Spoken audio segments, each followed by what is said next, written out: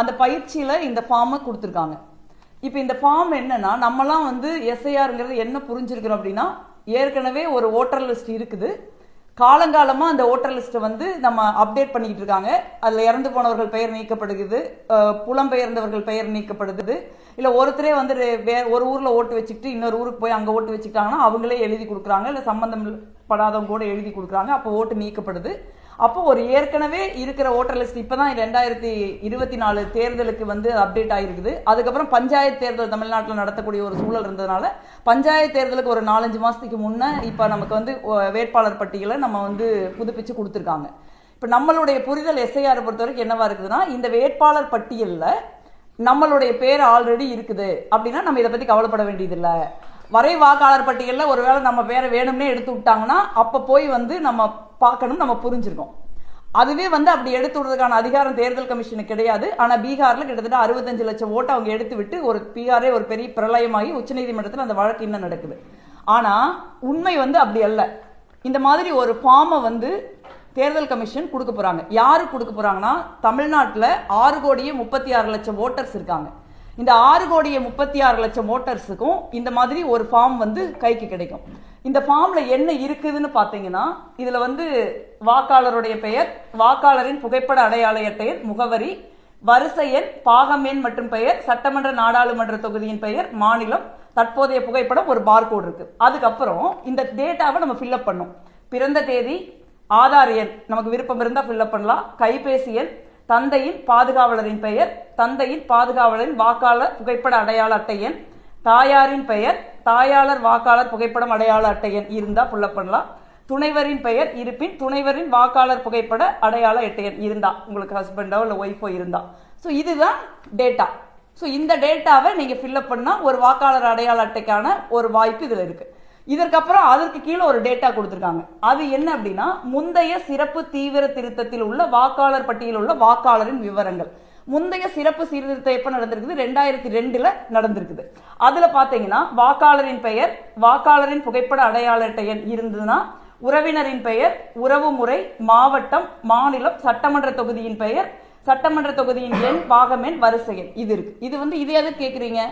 இப்போ வந்து நீங்கள் ஒருத்தர் ஓட்டராக இருந்தார் அப்படின்னா, முதல்ல நான் படித்த ஒரு காலம் இருக்குது, அந்த காலத்தில் இருக்கிற டீட்டெயில் அவங்க ஃபில்அப் பண்ணி கொடுத்தாங்க அப்படின்னா, நீங்கள் வந்து உங்களுடைய பிஎல்ஓஸ், அவங்களுடைய பூத் லெவல் ஆஃபீஸர்ஸ் இருக்காங்க, வாக்குச்சாவடி அலுவலர்கள் இருக்காங்க, அவங்ககிட்ட தான் இந்த ஃபார்ம் போகும். அவங்க வீடு வீடாக போய் வெரிஃபை பண்ணிட்டு, இந்த ஆமாம் இவங்க வந்து இந்த வீட்டில் தான் இருக்காங்க அப்படின்னு உறுதிப்படுத்திக்கிட்டு அவங்களுடைய ஏற்கனவே ஓட்டர் லிஸ்ட்டில் இருக்கிறத அவங்க கன்ஃபார்ம் பண்ணிக்கலாம்.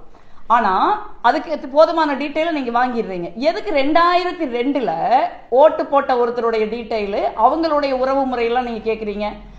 அதோட நிற்கல. இப்போ 2002 நீங்கள் வந்து உறவினரின் பெயர்னு ஒருத்தர் கொடுக்குறீங்கன்னு வச்சுங்க, அவங்களுக்கு முந்தைய சிறப்பு தீவிர திருத்தத்தில் வாக்காளர் பட்டியலில் உள்ள வாக்காளரின் உறவினரின் பெயர், இங்கே வந்து உறவினர் உங்களுக்கு அம்மாவோ, இப்போ எங்கள் அம்மா பேர் முத்துலட்சுமி, அவங்க வந்து 2002 உயிரோடு இருந்தாங்க, இப்போ நாங்கள் அவங்க பேரை கொடுத்துருக்கேன்னு வச்சுங்க, இங்கே எங்கள் அம்மாவோட டீட்டெயிலை ஃபுல்லாக கொடுக்கணும். பெயர், வாக்காளர் புகைப்பட அடையாள அட்டை எண், உறவினரின் பெயர், உறவு முறை, மாவட்டம், மாநிலம், சட்டமன்ற தொகுதியின் பெயர், சட்டமன்ற தொகுதியின் எண், பாகம் எண், வரிசை எண். இப்போ 2002 நான் ஓட்டு போடுறப்ப எங்கள் அம்மா உயிரோடு இருந்தாங்க, நான் அதை தான் குறிப்பிடணும். இப்போ நான் 2026 நான் ஓட்டு போடுறப்ப எங்கள் அம்மா இறந்துட்டாங்க. இப்போ நான் என்ன பண்ணணும்னா, எங்கள் அம்மாவுடைய இறப்பு சான்றிதழை நான் ப்ரொடியூஸ் பண்ணணும். எதுக்கு வந்து இந்த வேலை? அதாவது ஒரு ஓட்டு சேர்க்கிற நம்ம ஓட்டு சேர்க்கறதுக்கு அடிப்படை என்ன? ஒருத்தர் அந்த ஊரில் அந்த பூத்தில் இருக்காங்களா, அவங்க வந்து அந்த ஊரில் தான் அந்த பூத்தில் தான் குடியிருக்காங்களா, அவங்க லெஜிட்டிமேட் ஓட்டரா, இதை தானே நீங்கள் பார்க்கணும். இதுக்கு எதுக்கு வந்து இத்தனை டேட்டா கொடுக்குறீங்க? அதில் பார்த்தீங்கன்னா 2002க்கும் 2025க்கும் இடையில 23 வருஷம் கேப் இருக்கு.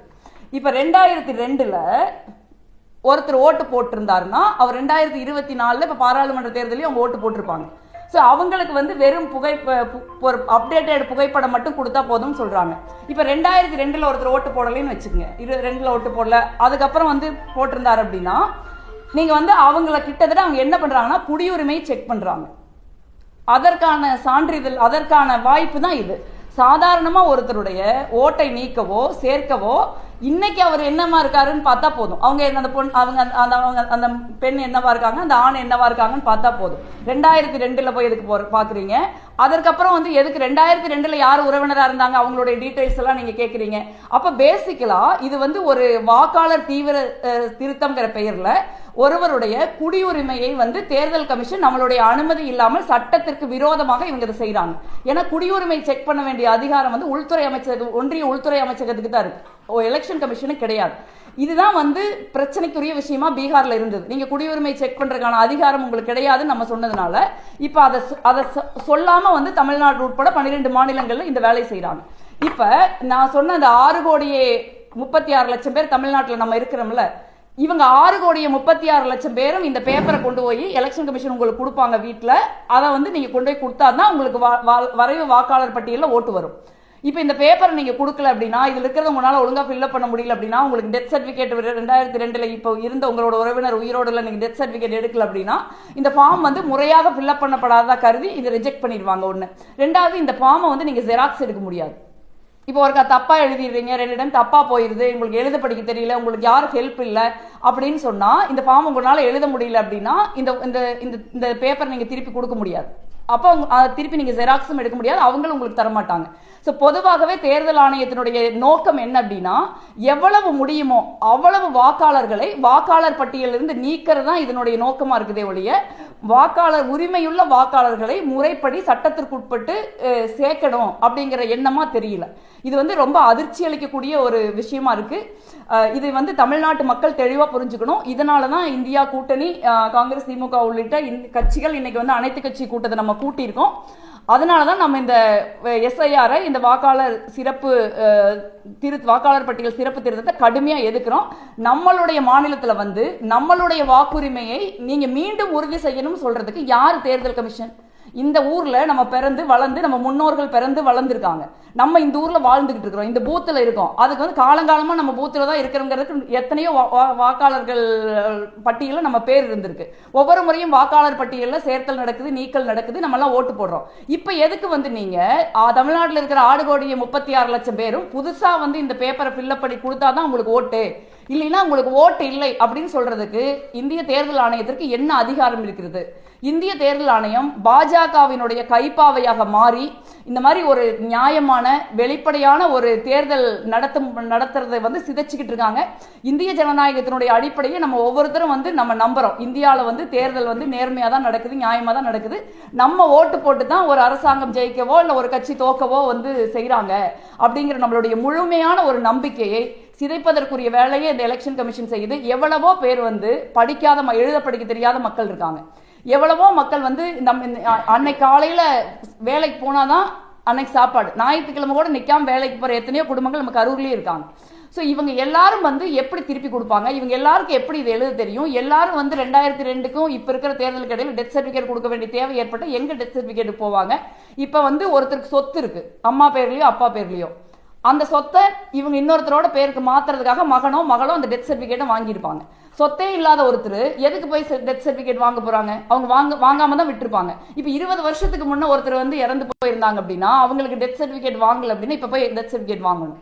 ஸோ இது வந்து ஒரு தேர்தலை முறையாக நேர்மையாக வெளிப்படையாக நடத்துறதுக்கு வாக்காளர் பட்டியலை ஒரு புதுப்பிக்கிற ஒரு நிகழ்வு அல்ல. இது வந்து தமிழ்நாட்டு மக்களை, மிச்சம் இருக்கிற 12 மாநில யூனியன் பிரதேச மக்களை வந்து வாக்காளர் பட்டியலில் இருந்து நீக்கிறதுக்கான ஒரு முயற்சி இந்திய தேர்தல் ஆணையம் செய்யுது. இதை வந்து நம்ம கடுமையா எதிர்க்கணும். அதற்கான ஆதாரத்தை தான் இப்ப நான் மக்கள் முன்னாடி வெளிப்படுத்திட்டு இருக்கேன்.